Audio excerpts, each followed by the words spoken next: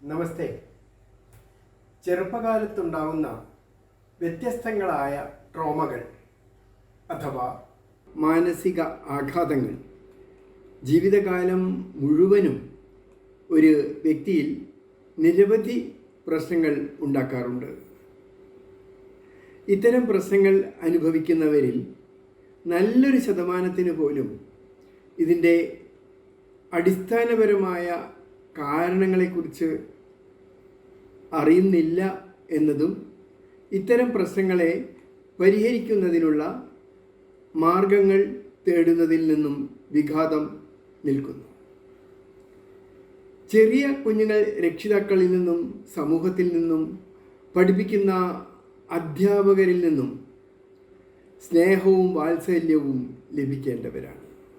എന്നാൽ ഏതെങ്കിലും അവസരത്തിൽ കുഞ്ഞുങ്ങൾക്ക് അതിന് വിപരീതമായ അനുഭവം ഉണ്ടായാൽ അത് അവരുടെ മനസ്സിൽ ആഴത്തിലുള്ള ആഘാതങ്ങൾ സൃഷ്ടിക്കുന്നതിനും അത് അവരുടെ ജീവിതത്തിൽ ഉടനീളം നിരവധി വ്യക്തിത്വ വൈകല്യങ്ങൾക്ക് കാരണം ആവുകയും ചെയ്യുന്നു. US department of health and human സർവീസിൻ്റെ കണക്ക് അനുസരിച്ച് 2008 മാത്രം ഏതാണ്ട് 50,000-ഓളം കുഞ്ഞുങ്ങളാണ് ഇത്തരത്തിൽ രക്ഷിതാക്കളുടെ മാനസിക പീഡനങ്ങൾക്ക് ഇരയായിട്ടുള്ളത്. കുട്ടികളുടെ വ്യക്തിത്വ വികസനത്തിൽ രക്ഷിതാക്കൾക്കും അധ്യാപകർക്കും വളരെയധികം പങ്കുണ്ട്.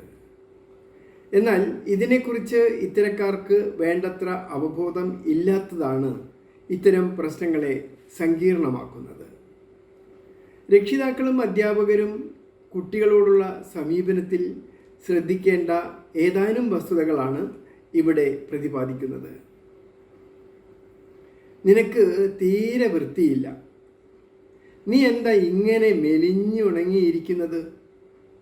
ഇത്തരത്തിലുള്ള അഭിപ്രായങ്ങൾ കുട്ടികളോട് പറയുന്നതും കുട്ടികളെ കറുമ്പൻ, കുള്ളൻ തുടങ്ങി അപകീർത്തികരമായ അഭിസംബോധനകൾ നടത്തുന്നതും കുട്ടികളുടെ പിഞ്ചു മനസ്സിൽ പോറലുകൾ ഏൽപ്പിക്കുകയും കാലാന്തരത്തിൽ നിരവധി വ്യക്തിത്വ വൈകല്യങ്ങളിലേക്ക് നയിക്കപ്പെടുകയും ചെയ്യുന്നു. ഒരു കുട്ടിക്കുണ്ടാകുന്ന ശാരീരികമോ മാനസികമോ ആയ പരിമിതികളെ മറികടന്ന് ജീവിതത്തെ എങ്ങനെ വിജയപ്രദമാക്കാം എന്നാണ് രക്ഷിതാക്കളും അധ്യാപകരും കുട്ടികളെ പഠിപ്പിക്കേണ്ടത്. നീ എന്താണ് എപ്പോഴും ഇങ്ങനെ നടക്കുന്നത്? ഇങ്ങനെയാണോ ഭക്ഷണം കഴിക്കേണ്ടത്? തുടങ്ങിയ ആവർത്തിച്ചുള്ള കുറ്റപ്പെടുത്തലുകൾക്ക് പകരം സൗമ്യമായ രീതിയിൽ ശരിയായ രീതികളെ പറഞ്ഞ് മനസ്സിലാക്കി കൊടുക്കുകയാണ് വേണ്ടത്. രക്ഷിതാക്കൾ പറയുന്നത് എന്തും കുട്ടികൾ വിശ്വസിക്കും. അതിനാൽ തന്നെ തൽക്കാലത്തെ കാര്യസാധ്യത്തിനു വേണ്ടി അവരോട് കളവ് പറയാതിരിക്കണം. എപ്പോഴെങ്കിലും അച്ഛനോ അമ്മയോ തന്നോട് മുമ്പൊരിക്കൽ പറഞ്ഞത് കളവായിരുന്നു എന്ന് പിന്നീട് ആ കുട്ടി അറിയുമ്പോൾ അത് അവർക്ക് മാനസിക ആഘാതത്തിന് കാരണമാകുന്നതോടൊപ്പം അത്തരം രക്ഷിതാക്കളിൽ ഉള്ള വിശ്വാസം നഷ്ടപ്പെട്ടു പോകുന്നതിനും താൻ ഏറെ വിശ്വസിച്ചിരുന്ന വ്യക്തികൾ തന്നെ വിശ്വസിക്കാൻ കൊള്ളാത്തവരാണെന്ന ബോധം കുട്ടികളിൽ സൃഷ്ടിക്കുന്നതിനും കാരണമാകുന്നു. ഭാവിയിൽ ആരെയും വിശ്വസിക്കാത്ത വ്യക്തിയായി മാറുന്നതിനും കാരണമായേക്കാം. അതുപോലെ തന്നെ മറ്റ് കുട്ടികളുമായി താരതമ്യപ്പെടുത്തി അവനെ കണ്ടില്ലേ, എത്ര നല്ല പോലെ അവൻ പഠിക്കുന്നു, നീയോ എന്നിങ്ങനെയുള്ള അഭിപ്രായ പ്രകടനങ്ങളും ഒഴിവാക്കേണ്ടതാണ്. തൻ്റെ അച്ഛനും അമ്മയ്ക്കും തന്നേക്കാൾ സ്നേഹം മറ്റേ കുട്ടിയോടാണ് എന്ന തോന്നൽ ഉണ്ടാകുന്നത് ഏറെ അപകടകരമാണ്. സ്വയം പീഡിപ്പിക്കുന്നതിനും വിഷാദ രോഗികളായി മാറുന്നതിനും കൂടിയ അവസ്ഥയിൽ ആത്മഹത്യാ പ്രവണത ഉണ്ടാകുന്നതിന് പോലും ഇത് കാരണമായേക്കാം. രക്ഷിതാക്കൾ തങ്ങളുടെ കുട്ടിയോട് കാണിക്കുന്നതിനേക്കാൾ കൂടുതൽ സ്നേഹവും വാത്സല്യവും മറ്റൊരു കുട്ടിയോട് കാണിക്കുന്നതും മകനോടോ മകളോടോ നിനക്ക് എന്നോടാണോ അമ്മയോടാണോ കൂടുതൽ സ്നേഹം എന്ന് അച്ഛനും തിരിച്ചുള്ള ചോദ്യം അമ്മയും ഒരിക്കലും തങ്ങളുടെ കുട്ടികളോട് ചോദിച്ചുകൂടാത്തതാണ്.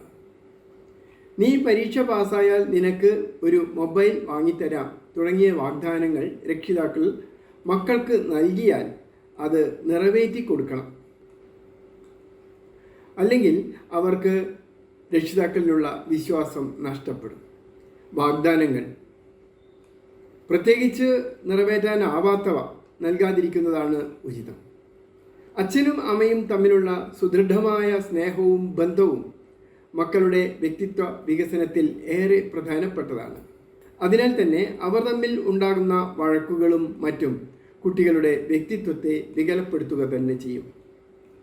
കുട്ടികളുടെ ആജീവനാന്തമുള്ള വ്യക്തിത്വം രൂപപ്പെടുന്നത് വളരെ ചെറിയ പ്രായത്തിലാണ്.